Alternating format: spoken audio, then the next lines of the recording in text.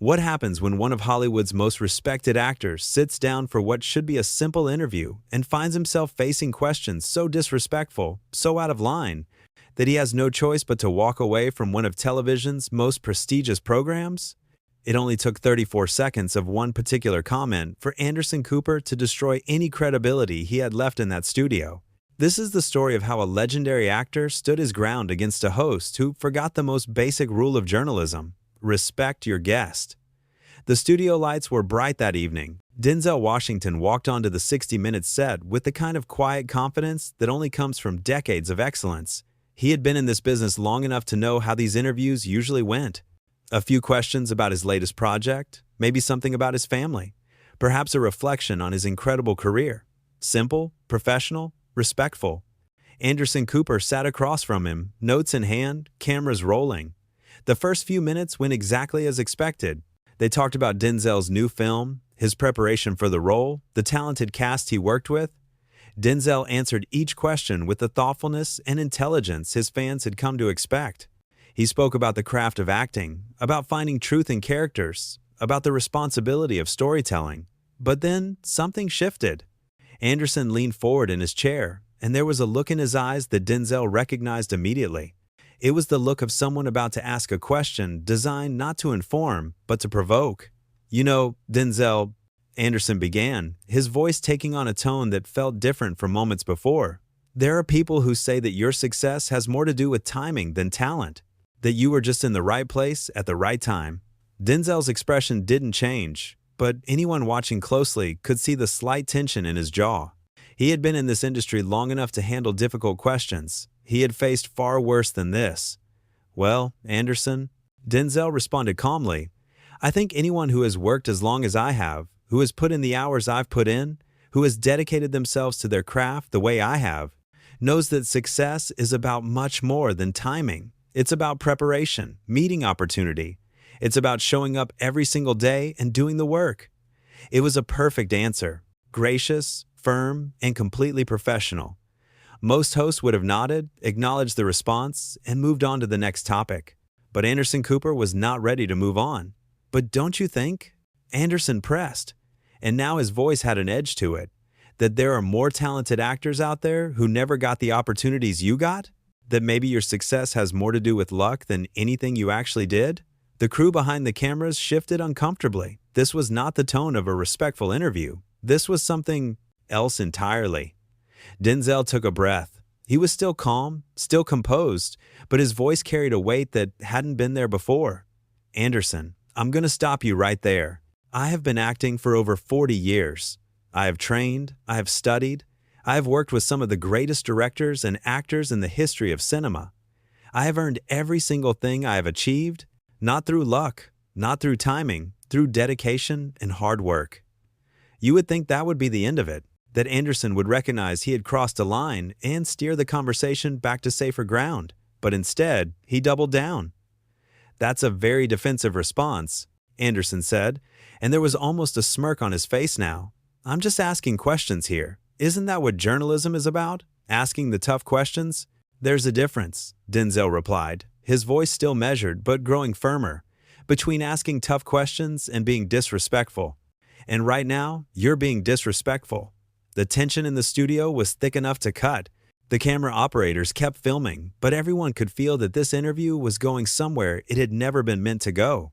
Anderson sat back in his chair, and for a moment, it seemed like he might apologize, like he might acknowledge that he had pushed too hard. But then he spoke again, and what came out of his mouth was something nobody expected. "You know what I think, Denzel? I think you've gotten so used to people praising you, so used to everyone treating you like you're special, that you can't handle it when someone actually challenges you.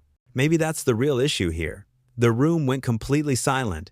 Even the sound technician stopped moving. This was no longer an interview. This had become something personal, something ugly. Denzel looked at Anderson for a long moment. When he finally spoke, his voice was quiet, but every word carried the weight of his dignity. "Let me tell you something, Anderson. I came here tonight as a guest. I came here with respect for this program, respect for what 60 Minutes has always represented.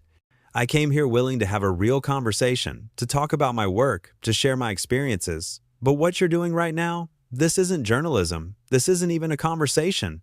This is you trying to make yourself look important by tearing down someone who has spent their entire life building something meaningful. Anderson opened his mouth to respond, but Denzel held up his hand. No, I'm not finished. You want to talk about tough questions? Let me ask you one. When did you decide that disrespecting your guests was more important than actual journalism? When did you decide that your ego was more important than the truth? Anderson's face had gone red. He was not used to being challenged, certainly not on his own show, not in front of his own cameras. I don't think I'm the one with the ego problem here, Anderson shot back. And now any pretense of professionalism was gone. You walk in here like you're doing us a favor, like we should be grateful that you even agreed to sit down with us. I was doing you a favor, Denzel replied simply, and clearly that was a mistake. The producer was frantically making signals from behind the cameras, trying to get Anderson to dial it back to salvage what was left of the interview. But Anderson was too far gone, too committed to whatever point he thought he was making. Oh, so now you're too good for 60 minutes? Anderson said, his voice dripping with sarcasm. Is that what you're saying? That this show, this institution of journalism, isn't worthy of your time? Denzel shook his head slowly. There was no anger in his expression now, just profound disappointment. What I'm saying, Anderson, is that you don't deserve to sit in that chair if this is how you're going to treat people. Journalism isn't about making yourself feel powerful. It's not about putting people down to make yourself look good. It's about truth. It's about respect. And you clearly don't understand either one of those things. Anderson leaned forward, his jaw tight, his eyes narrow. You want to talk about respect? You come on my show and lecture me about respect? Who do you think you are? And there it was, the question that revealed everything. Who do you think you are? As if Denzel Washington, with his decades of extraordinary work, with his commitment to excellence, with his dignity and grace, needed to justify his worth to anyone, least of all to a host who had spent the last several minutes trying to diminish him. Denzel stood up. The movement was smooth, unhurried. He reached up and carefully removed the small microphone that had been clipped to his lapel. He placed it gently on the chair where he had been sitting. I know exactly who I am, Denzel said quietly. The question is, do you? Anderson stood up as well, his face flushed with anger and embarrassment. You can't just walk out of an interview, he said. And now there was almost a pleading quality to his voice, as if he was just realizing how badly this had gone, how this was going to look when it aired. Watch me, Denzel replied. The producer rushed onto the set, trying to smooth things over, trying to convince Denzel to sit back down, to finish the interview. But Denzel was already moving toward the door. Mr. Washington, please, the producer said. I'm sure we can work this out. I'm sure Anderson didn't mean any disrespect. Denzel paused and turned to look at the producer. His expression was kind but firm. I appreciate that, he said, but this interview is over. Anderson, standing alone on the set now, seemed to finally understand the magnitude of what had just happened. The cameras were still rolling, capturing every moment of his humiliation. He had brought one of the most respected actors in the world onto his show and had managed to insult him so thoroughly that the man had no choice but to walk away. Denzel, come on, Anderson called out. And now the arrogance was gone from his voice, replaced by something that sounded almost like desperation. Don't do this. Don't make this into something it doesn't have to be. Denzel stopped at the edge of the set. He turned one last time to face Anderson. I'm not making this into anything, he said. You did that all by yourself. And with that, Denzel Washington walked off the 60-minute set. The crew stood in stunned silence. Anderson remained standing in the middle of the set, looking lost and confused, as if he couldn't quite believe what had just happened. The producer was on his phone, probably already calling executives, trying to figure out how to handle the disaster that had just unfolded. But none of that mattered to Denzel. He had said what needed to be said. He had stood up for himself with dignity and grace. He had drawn a line and refused to let anyone cross it, no matter how prestigious their platform might be. As Denzel walked through the hallway leading out of the studio, members of the crew approached him. Some apologized for what had happened. Others thanked him for standing his ground. One young production assistant, barely out of college, looked at him with something like awe. That was incredible, she said quietly. I've never seen anyone do that before. Denzel gave her a small smile. Sometimes, he said, you have to be willing to walk away. Not because you're afraid, not because you can't handle tough questions, but because you refuse to participate in something that has stopped being about truth and started being about ego. She nodded, understanding in her eyes. Thank you, she said, for showing us what that looks like. Back on the set, Anderson was finally sitting down again, his head in his hands. The cameras had stopped rolling. The lights were still bright, but the energy in the room had completely changed. What should have been a highlight of the season, an interview with one of Hollywood's greatest actors, had turned into a complete catastrophe. One of the senior producers approached Anderson. "What were you thinking?" the producer asked, not bothering to hide the frustration in his voice. "That was Denzel Washington. Do you have any idea what you just did?" Anderson looked up, and for the first time, he seemed to realize the full weight of his actions. "I was just trying to ask challenging questions," he said weakly. "No," the producer replied sharply. "You were trying to make yourself look smart by making him look bad, and it backfired spectacularly." The truth of those words hung in the air. Anderson had come into this interview with some kind of point to prove, some need to show that he wasn't going to treat Denzel any differently than he would treat anyone else. But in doing so, he had confused challenging journalism with simple rudeness. He had mistaken disrespect for tough questioning. Meanwhile, Denzel had reached his car. His publicist was waiting, phone already buzzing with calls from media outlets who had somehow already heard what had happened. "Are you okay?" the publicist asked. Denzel nodded. "I'm fine. Better than fine, actually." "This is going to be everywhere," the publicist warned. "Everyone's going to have an opinion about what happened in there." "Let them," Denzel said calmly. "I know what happened. I know why I walked out. And I would do it again." And that was the truth of it. Denzel Washington had not walked off that set in anger, though he would have been justified in feeling angry. He had not stormed out in a fit of ego, though he had been accused of having one. He had simply, quietly, and with complete dignity, refused to participate in something that had become disrespectful. There is a lesson in that moment that goes far beyond a single interview on a single night. It's a lesson about knowing your worth, about understanding that respect is not something you have to beg for or argue for.